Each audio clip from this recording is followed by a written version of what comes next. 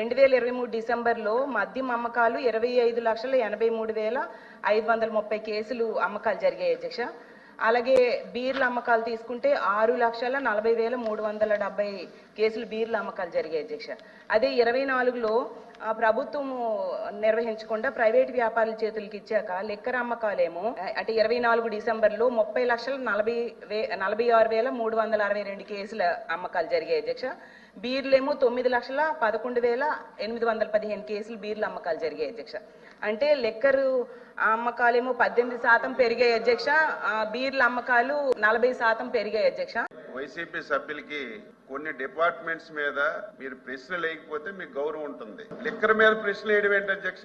అందులో మళ్ళీ calculation sir, గత డిసెంబర్ లో ఎంత సరుకు, ఈ డిసెంబర్ లో ఎంత సరుకు బాగా తాగించేస్తున్నారు అధ్యక్ష.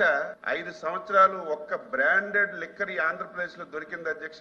ఆంధ్రప్రదేశ్ లో చాలా మంది అధ్యక్ష ఆ రోజు బూమ్ బూమ్ ప్రెసిడెంట్స్ మెడల్ అని చెప్పి మన టీ దుకాణంలో అధ్యక్ష, టీ దుకాణంలో టీ చేసి వెంటనే ఇస్తే తాగేసేటట్టుగా వీళ్ళు సొంత కంపెనీల్లో లిక్కర్ తయారు చేసి, నాసిరకం లిక్కర్ తయారు చేసి ప్రజల ప్రాణాలతో ఆడుకుని ఆ రోజు చాలా మంది ఇతర రాష్ట్రాల్లో బ్రాండెడ్ సరుకు అంతా తెచ్చుకొని వాటికి ట్యాక్స్ లేకుండా ఆ రోజు తాగారు. ఈ రోజు అదంతా స్ట్రీమ్ లైన్ చేసి కట్టడి చేసి ప్రతి పైసా ప్రభుత్వ ఆదాయానికి తీసుకొస్తుంటే దానికి డొంక తిరుగుడుగా మీరు ఎక్కువ తాగించేస్తున్నారని ప్రశ్న వేయడం సబబు కాదు. నేను వైసీపీ ఎమ్మెల్సీలకి నేను ఒకటే కోరుతున్నాను, లిక్కర్ మీద, శాండ్ మీద, మైన్ మీద, భూముల మీద మీరు ఎన్ని క్వశ్చన్లు తగ్గించుకుంటే అంత గౌరవం పెరుగుతుంది తప్ప ఏదో అడ్డగోలుగా మాట్లాడి ప్రభుత్వాన్ని మీరు ఏదో ఇరకన పెట్టాలంటే అది మీరు అవివేకము. ప్రజలు నవ్వుకుంటున్నారు.